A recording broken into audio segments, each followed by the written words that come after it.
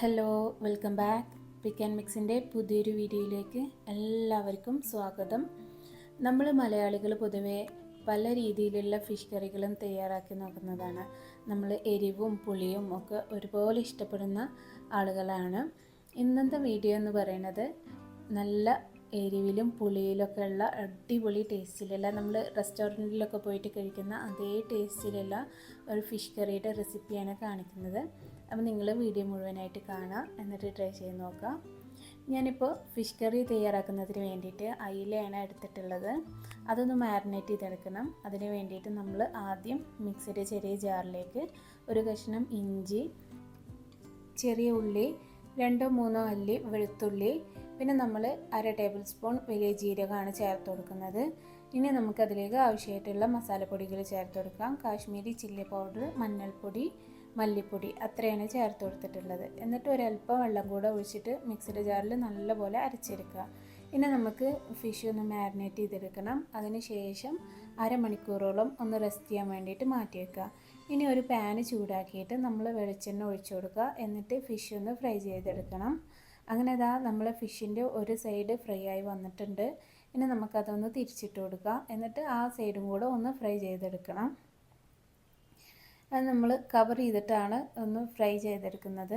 അങ്ങനെ ഇതാ ഫിഷ് ഏകദേശം ഫ്രൈ ആയി വന്നിട്ടുണ്ട്, നല്ലപോലെ ഫ്രൈ ആയി വന്നിട്ടുണ്ട്. ഇനി നമുക്കതൊരു പാത്രത്തിലേക്ക് മാറ്റി കൊടുക്കാം. അതുപോലെ ഞാൻ ബാക്കിയുള്ള ഫിഷും കൂടെ ഒന്ന് ഫ്രൈ ചെയ്തെടുത്തിട്ടുണ്ടായിരുന്നു. ഇനി നമ്മൾ ഫിഷ് ഫ്രൈ ചെയ്തെടുത്തില്ല ബാക്കിയുള്ള ഓയിലിലേക്ക് നമ്മൾ ഉലുവട്ടിട്ട് പൊട്ടിച്ചു കൊടുക്കാം. മീൻകറിയിൽ കടുക് ഇടുന്നത് ഇഷ്ടമുള്ളവരാണെന്നുണ്ടെങ്കിൽ ആദ്യം കടുക് ഇട്ടിട്ട് ഒന്ന് പൊട്ടിച്ചെടുക്കുക. എനിക്കിപ്പോൾ കടുക് മീൻകറിയിൽ ഇടുന്നത് അത്ര ഇഷ്ടമല്ല, അതുകൊണ്ട് ഞാൻ ഇട്ട് കൊടുത്തിട്ടില്ല. ആദ്യം ഉലുവയാണ് ഇട്ട് കൊടുത്തത്. അതൊന്ന് പൊട്ടി വരുന്ന സമയത്ത് നമുക്കതിലേക്ക് അതൊന്ന് ബ്രൗൺ കളറായിട്ടാണ് വരിക. ആ സമയത്ത് നമുക്കതിലേക്ക് കറിവേപ്പില ചേർത്ത് കൊടുക്കുക. ഇനി നമുക്കതിലേക്ക് ഒരു വലിയൊരു സവാള കനം കുറഞ്ഞ് അരിഞ്ഞത് ചേർത്ത് കൊടുക്കുക. എന്നിട്ട് നല്ലപോലെ ഒന്ന് വഴറ്റി കൊടുക്കുക. അതിൻ്റെ കൂട്ടത്തിൽ ഞാൻ അതിലേക്ക് കുറച്ച് വെളുത്തുള്ളി കട്ട് ചെയ്തതും അതുപോലെ ഇഞ്ചി നീളത്തിൽ അരിഞ്ഞതും കൂടെ ചേർത്ത് കൊടുക്കുന്നുണ്ട്. പിന്നെ 2 പച്ചമുളക് നെടുകെ കീറിയതും കൂടെ ചേർത്ത് കൊടുക്കുക. എന്നിട്ട് നല്ലപോലെ വഴറ്റി കൊടുക്കുക. അങ്ങനെ നമ്മൾ ഉള്ളിയെല്ലാം നല്ലപോലെ വഴന്ന് വന്നതിന് ശേഷം നമ്മൾക്ക് അതിലേക്ക് ഫിഷ് മസാല ചേർത്ത് കൊടുക്കാം.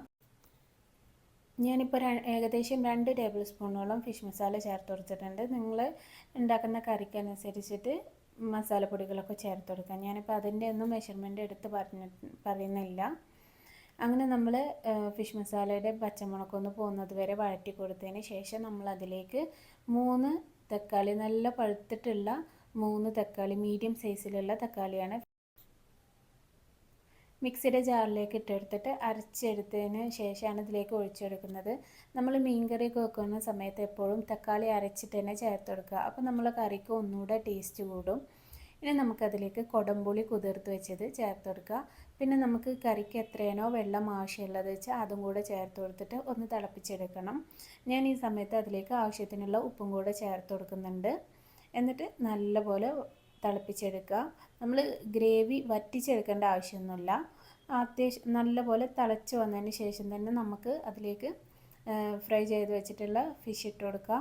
നമ്മൾ ആവശ്യത്തിന് ഗ്രേവിക്ക് എത്രയാണോ വെള്ളം ആവശ്യമുള്ളത് വെച്ചാൽ അത്ര മാത്രം ഒഴിച്ചു കൊടുക്കുക. ഒരുപാട് വെള്ളം ഒഴിച്ചിട്ട് അത് വറ്റിച്ചെടുക്കേണ്ട ആവശ്യമൊന്നുമില്ല. അങ്ങനെ നമ്മൾ ഫിഷൊക്കെ വെച്ച് കൊടുത്തിട്ടുണ്ട്.